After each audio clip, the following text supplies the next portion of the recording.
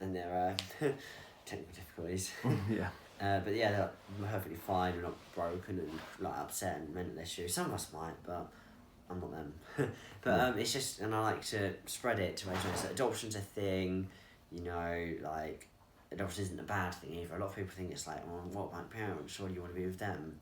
And it's like spreading the story that you don't know all the circumstances. So like it's that, and I like that because it spreads like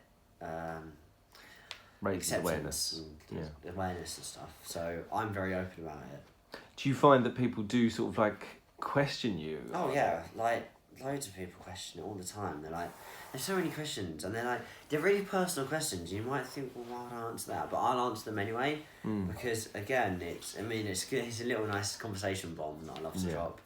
My story. What's like an example of some of the most personal questions that you've been asked? You don't have to answer it, but just curious. So like people ask like what my parents like it's that kind of thing, or why'd you get taken away, or like that kind of thing, and things like that most people might not talk about. I'm very open about it. Like it's not a nice topic to talk about. Not for me, but it's not nice to listen to for them. I've found. Saying about all that. But yeah, I'm open, but like I don't really have secrets. I don't have any secrets, to be honest. Not even from me. No secrets for anyone. Good. Well, actually, you're different. There's secrets that aren't secrets. Like what? Tell me now. Things I won't tell you for a few years so I can't get in trouble for them. All right, on a scale of 0 to 10, 10 being you've committed the worst possible crime, 0 being you're the most innocent person in the world, how bad are these crimes that you're going to be discussing? They vary from 1 to 6, maybe? 1 to 6, 1 to 7. Actually, we'll go 7. 7. Okay. I'll share that if you want. So you're planning a mass heist. Not quite that bad. Okay. Cool. Next set of questions. What support have you found to be the most useful along your journey? I mean, I suppose my parents, like, they're just so open. Like that their support and their openness about everything. Correct answer. Yep.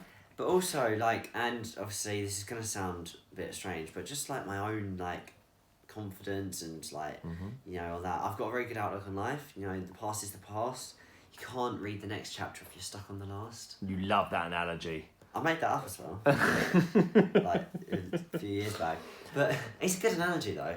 But mine, I'm very much, I don't care what people think of me. I'm me and I'm awesome. Yeah. And it's like, and so my own support is really good. Like, certain things that I won't go to parents about, but I just deal with, and that's that, and I deal with it on my own. And obviously, it's probably not what you want to hear, that they're just going to bottle it up or whatever, but that's not what it is. It's just like, especially because like I have good memory, so I know what I've been through, I know what's happened, so I don't really have like questions, concerns, that kind of thing. Things that I would be concerned about, I can deal with on my own because I already know the answers almost, if that makes sense. Yeah. So because you're aware of your story, you are aware that there's no shocks or surprises. Like, people like to hush up the story and it's like, no, we don't want to talk about that, it's not nice or whatever, sometimes. And so like, especially if you come from like more disturbing stories, like background of abuse, that kind of thing, or all that lovely stuff. So some people might like try and hush it up, but the best thing is just to be honest and say, yeah, this happened to you and it was crap, but you're still here, you're still fine, so yeah.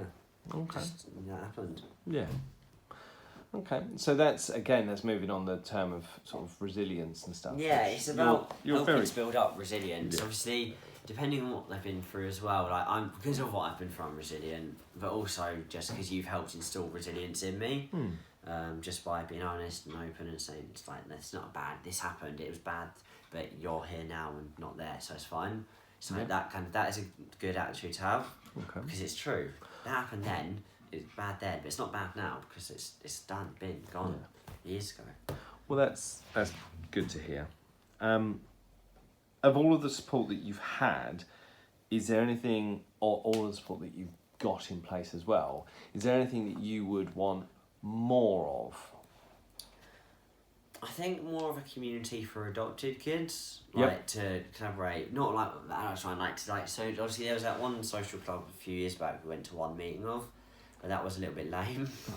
sorry, Essex Adoption, but you want honest feedback. That was a bit naff. Okay. It was like there was like 5 kids there, and there was like ranging from like 12 to like 17 or whatever. So it's kind of maybe more like age ones, like putting like within a year of each other in run groups like 12 to 13, 13 to 14, etc. Like going through